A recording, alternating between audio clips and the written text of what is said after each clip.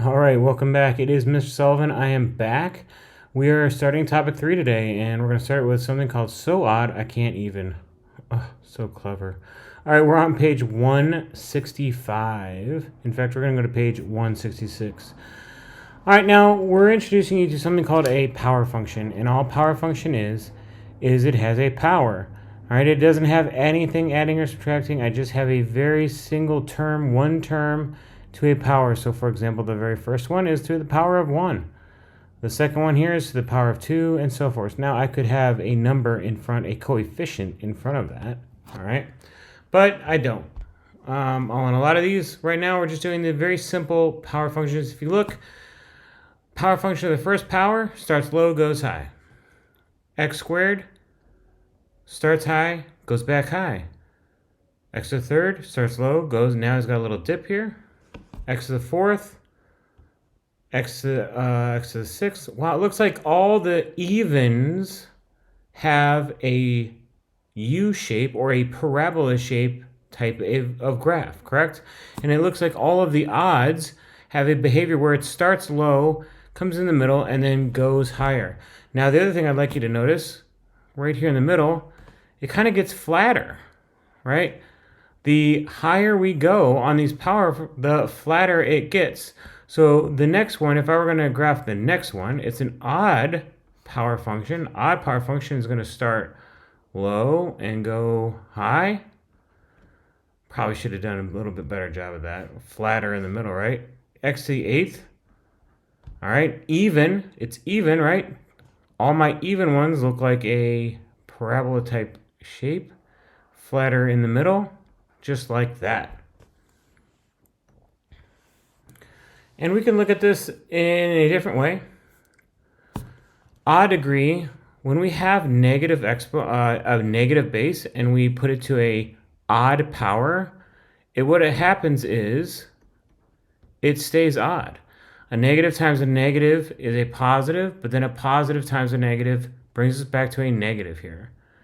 All right, so every time we have an even, a negative times a negative makes it a positive, and that's why it always has the shape where it goes down and then comes back up.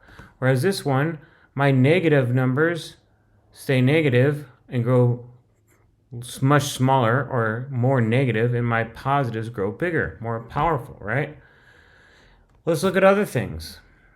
When I am outside here, -1 and to -2 and 1 to 2, these numbers get really big, right? 2, 4, 16, they're growing really fast.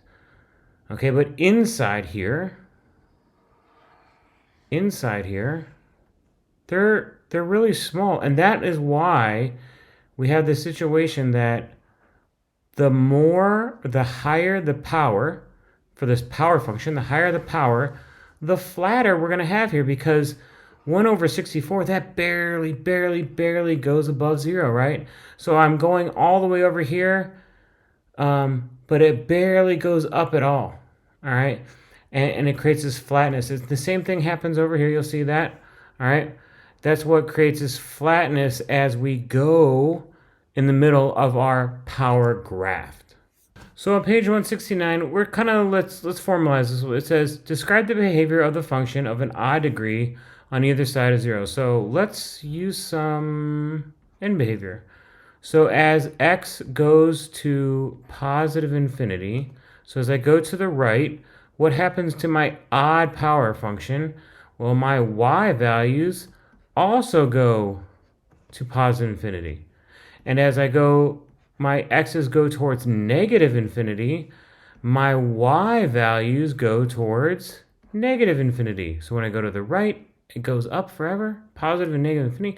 As I go to the left, as I go towards negative infinity, my values of y also decrease. How about for an even function? For an even function, all right, as x approaches infinity, my y values also go to positive infinity. And as x approaches negative infinity, my y values also go towards positive infinity. And we kind of talked about 3 and 4.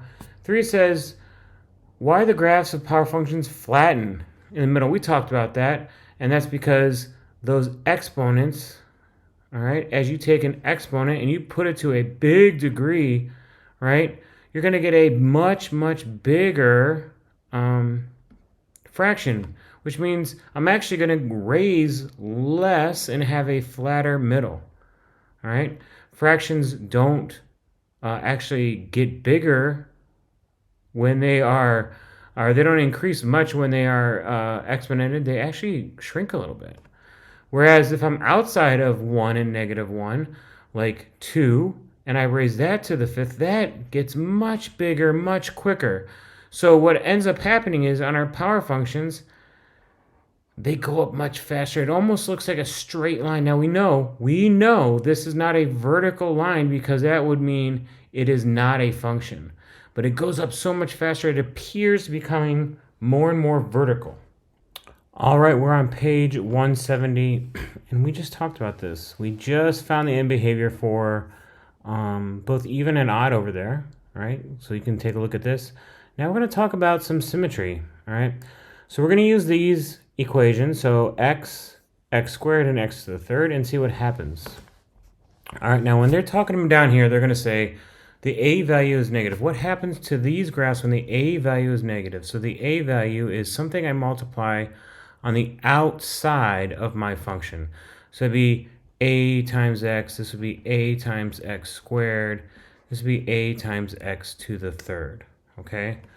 So what's really happening is I'm multiplying all my y values by a negative. Well, what's going to happen when I multiply my y values by a negative? Well, let's see. If I was here, this y value would, instead of being 1, would become a -1. This would be a -2. So all of these are going to flip down here, right? And these are negative. A negative and a negative, that's going to go up here. So if I have that, it's really going to be much like this. So that's going to equal -x. Okay? Let's see what happens when I flip this one. Same thing. All my y values become negative. So this whole thing was positive. When I multiply by a negative, it's going to flip upside down. So it's going to have that symmetry here, right? This one will be this, it'll be symmetric along the x-axis. It flips upside down. All right, let's take a look at when I multiply my cubic. So again, all these negative values are going to go and flip to the positive. So I'm going to have a graph like this. And then all these positives are going to flip to the negative. Because all my y values, I am multiplying by -1. All my y values. All right? So it kind of just is symmetric above the x-axis. So I write that down. Maybe pause the video. The negative sign on the outside shows a vertical reflection across the x-axis.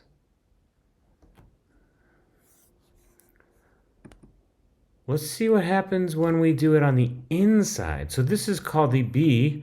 All right, so now we're doing a -b value times x, or a -b value times our x, and then we're going to square it.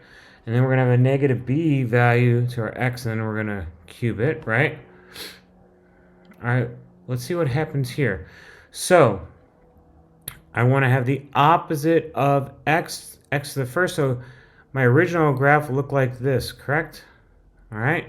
So now instead of x equaling 1, my value for x of 1 is actually going to be at x is -1. All right. My value for x at -1 is now going to be over here. So now you'll see it reflects not necessarily in the x-axis, but it reflects in the y-axis. All right. Now this one's really hard to see, and I'll show you why. This parabola already is symmetric in the y-axis, isn't it? So if I take this point and reflect it in the y-axis, well, it's already over here. So essentially, this side of the graph is now over here, and that side of the graph is over there, which we already had. All right, let's try b to the third. All right, and so we have b to the third, so we're going to reflect this side of the graph over here, and that side of the graph over here. All right? All right. I want to see if you can complete these tables for end behavior for each of the following situations. So let's see. A greater than 0 for an odd function. That's just our normal odd function that looks like this. All right. Our even function would be like this. When a is less than 0, it's reflected in the x-axis. So it flips upside down, right? When b is greater than 0, we flip it into it's our normal one, right? And when b is less than 0, we are going to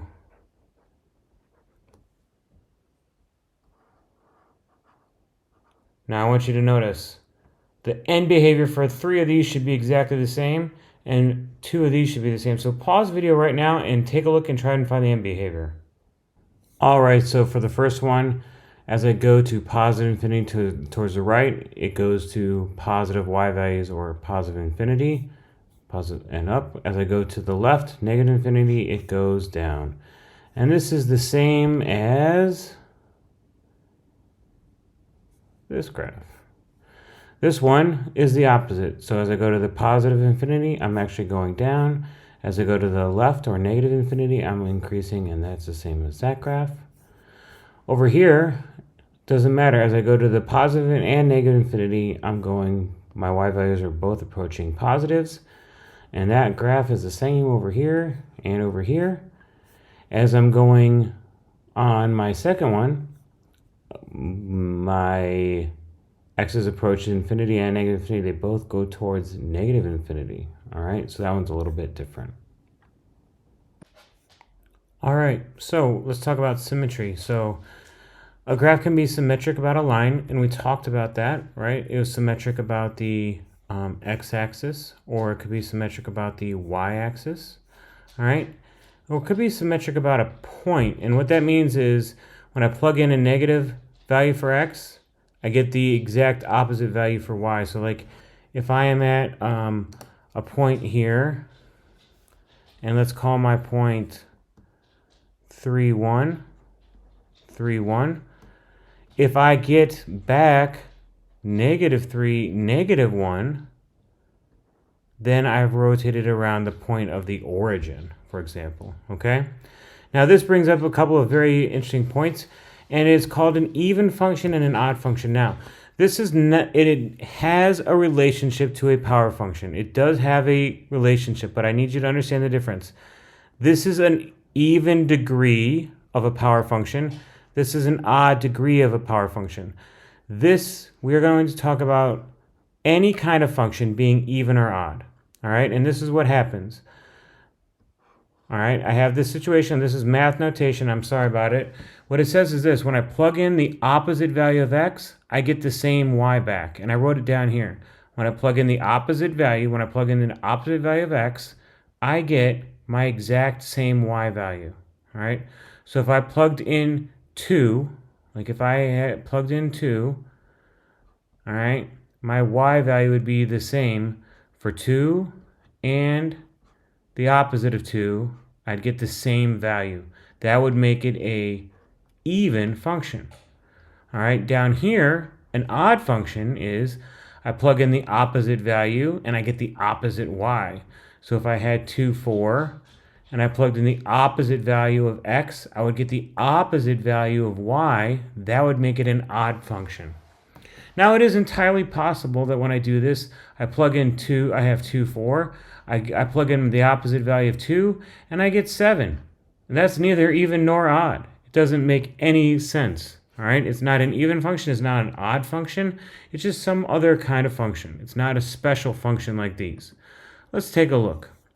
All right, so let's try one. State if it's even, odd, or neither. So I want to find an x, all right, a good x. So let's find this one. When x is 1, my value is 1.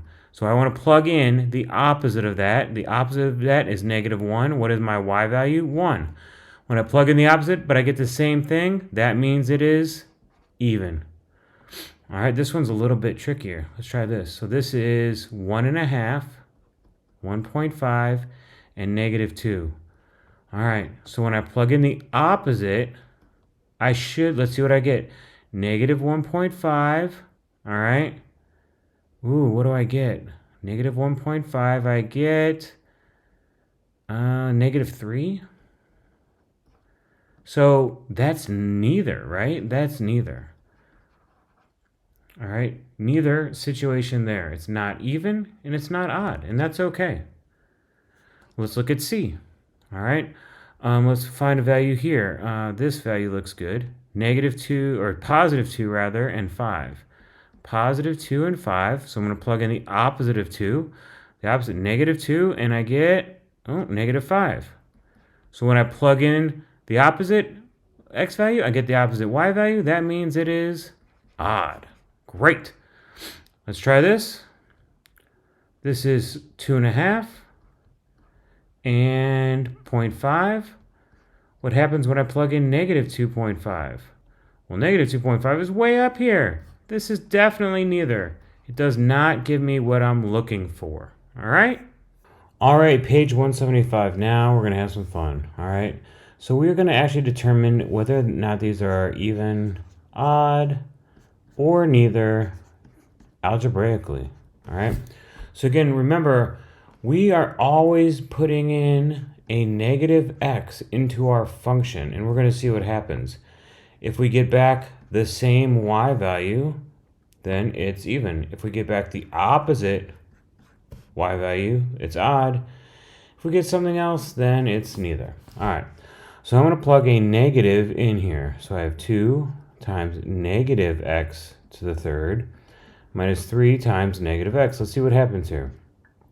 A negative to the third power is actually a negative. So this negative x to the third is negative x to the third. So it's negative 2x to the third.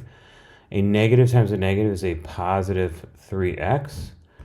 All right, now, is this what I started with? Is it the original function, or is it the opposite? Well, the original function I started with was this. The opposite of that would be this. Is that the opposite? Well, it's kind of hard to tell. I can factor out a negative here. I'm going to take a negative out. So that becomes a positive 2x to the third. And I have to do it here as well, and a negative 3x. And now you can see, look, this is exactly what I started with. So it is the opposite of what I started with. Therefore, it is odd. All right, let's try letter B. All right, so I'm going to plug in negative x. I'm going to square it. A negative squared is a positive, so this just turns into 6x squared plus 10.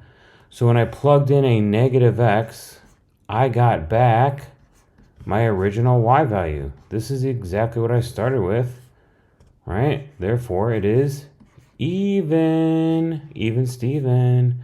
Last but not least, let's try this one. Ooh, this one looks tough. All right. Negative x to the third minus 3 times negative x squared minus 2 times negative x plus 7. Alrighty, negative x to the third is a negative x to the third. Negative x squared, that's a positive, so this is minus 3x squared. Negative times a negative is a positive 2x and plus 7. I'm going to factor out a negative to see what we got. So I have x to the third plus 3x squared minus 2x minus 7. So is this the opposite of what I started with? Well, x to the third, yep. No, minus 3x squared. It's not the same. Minus 2x is the same, but plus 7, minus 7, not the same. So it is neither, because it is not the exact same thing I started with, and it's not the opposite of what I started with. All right, so your homework is going to be on page 177 and 178, numbers 1 through 3. I want you to do them all, okay? Best of luck. Make sure you ask lots of questions.